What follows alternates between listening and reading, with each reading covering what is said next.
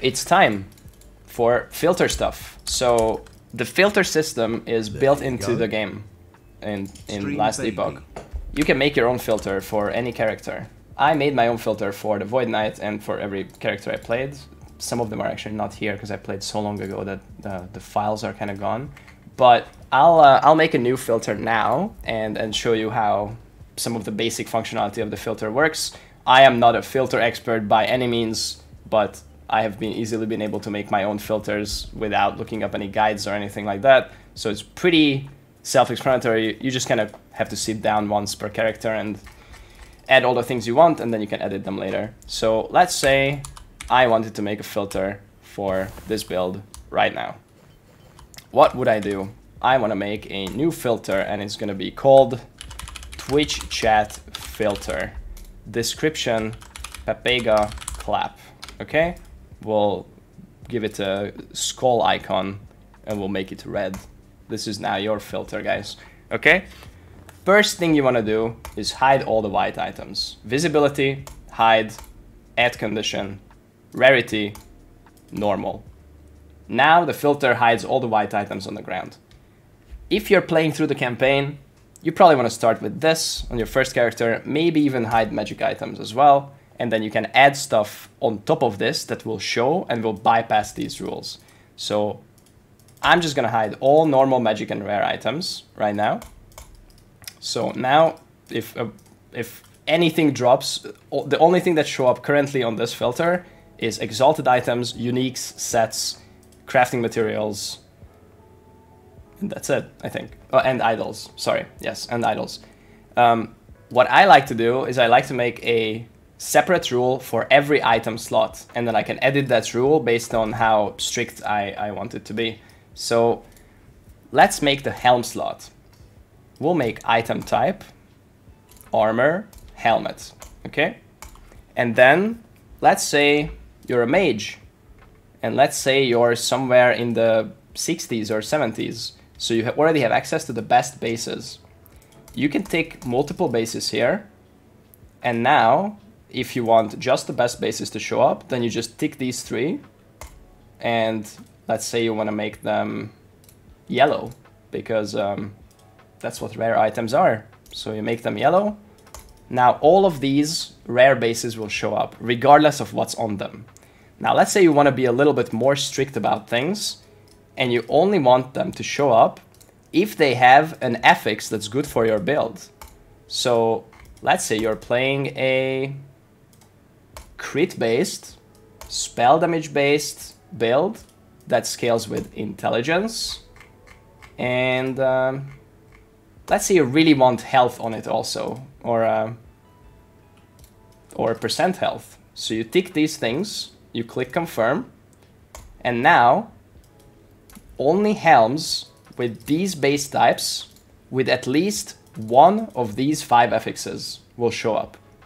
You can go even stricter, and you say, I only want to see these if they have at least 2 of these specific affixes. So you can see how you can like tailor it and make it more strict or less strict based on how good your gear is or how much stuff you want to loot and look at. Recolor is show. Obviously, it's not going to hide these things. So if you click recolor, it's going to show. So now you made your helm slot. I should add, on helms, you can also roll CDR. There's a couple of things that you kind of have to know, or you'll come to learn as you play the game. Cooldown recovery, you can search up here and then it'll show up. Cooldown recovery can only roll on helms, so you kind of want to take this for helms if your build takes advantage of cooldown recovery. Let's make the chest rule. So we'll make same thing, item type, armor, body armor. What bases do you want? You're a mage, right? So there's a ward retention base, freeze multiplier base, mana gain spent as ward, adaptive spell damage. That's probably the best base, right? Just flat spell damage. You can scale that. And then let's say you want +1 level of. So +1 level stuff can roll on mage chests or any chests, any class specific chest. Let's say you're playing a meteor build, so you want to see +1 level of meteor. You also want spell damage, cast speed, spell crit, and int. So now you'll see the best chest bases with one of these attributes. Again, you can go stricter, you can tick 2, and so on. Make it also recolor, yellow, and now your chest slot is done. So the way you earn crafting materials in this game is by either looting them or shattering items that have that specific material. So let's say you are really low on cooldown recovery shards. You need to buy these runes of shattering or loot them. The vendors sell these for 2,000 gold each. You can just buy them, right? And then you want to shatter every item that has cooldown recovery on it.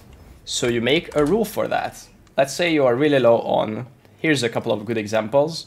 You really want hybrid health on a couple of slots because it's flat health and percent health. You want cooldown recovery on helm, and you want your penetration on your amulet. So let's say you're a void build, then you really want void pen on the amulet. So we'll add a rule that's gonna be our shatter rule. So make it pink. You go affix, and then you just tick the stuff that you are really low on shards for, and every pink item that drops, you'll just pick up and shatter, either on the spot or after the map. So you want the hybrid health. You want movement speed for boots. You want cooldown recovery. And let's say you're a fire build, fire pen. Mage, actually just do pen. Damage type, fire penetration. Boom. You can edit the rule name so you know what rule this is. This is the shatter rule.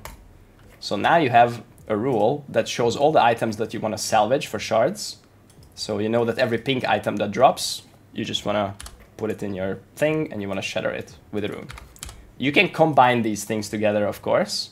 Whatever is higher on the rules here will take precedence. So if something has these rules, but it also has, let's say, a cooldown because you add it for shatter, it will show up as pink because this is up there. You can move these rules. So if you want to prioritize these, then you put the shatter on the bottom. One more thing. When you shatter an item, you are not guaranteed to get all these shards back. In fact, sometimes you don't even get any of some of them. The higher the tier, the more shards you can get back. However, you can also annul from PoE, which is Rune of Removal. It will randomly annul one of these affixes and you will get all the shards back. However, this will cost you an annul orb and it will reduce some crafting potential. So if you run out of crafting potential, you might not be able to annul all the stats and you might not hit what you want. You can still shatter it after, so it's fine. But if you really, really want something and you want all the shards back, you should try to annul first.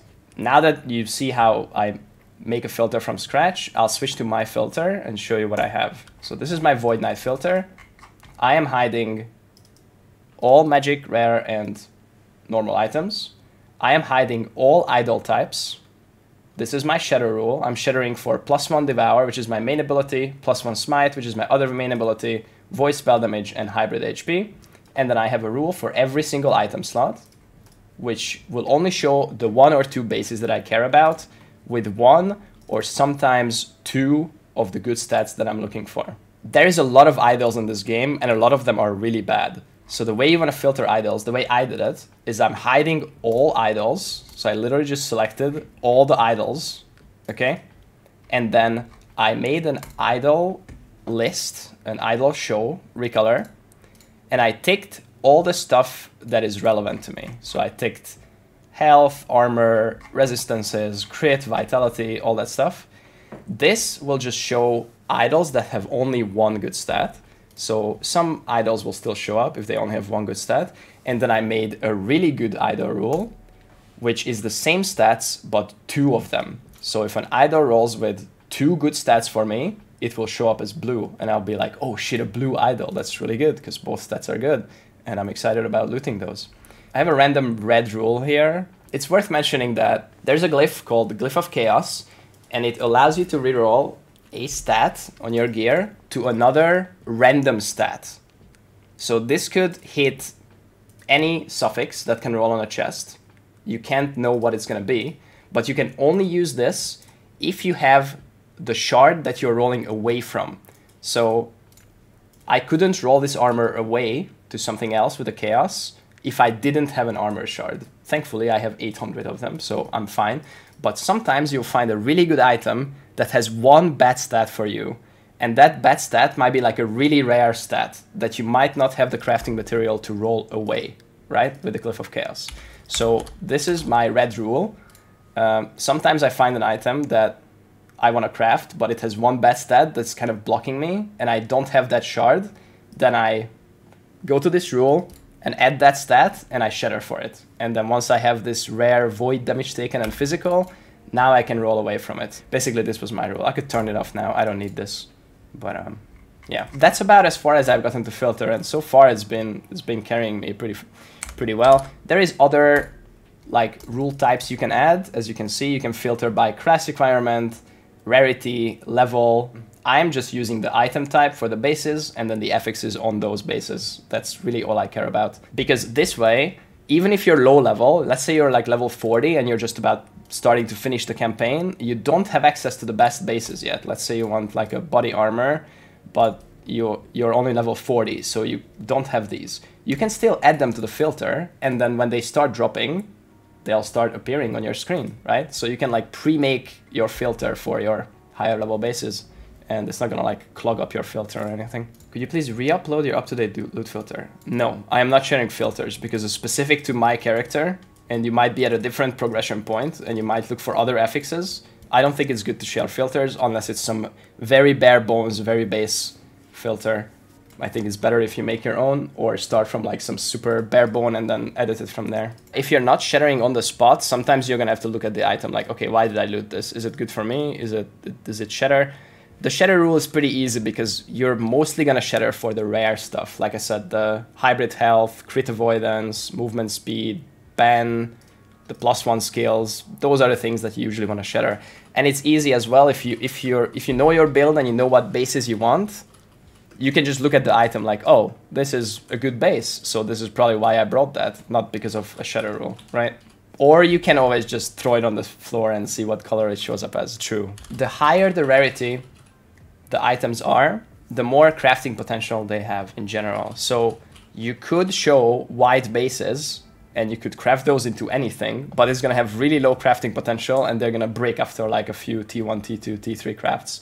So you have to get immensely lucky to craft like T4, T5 items from just a white base. Magic items are better, especially if they have 1 or 2 of the good stats that you want. Rare items with 1 or 2 or 3 good stats that you want are the best.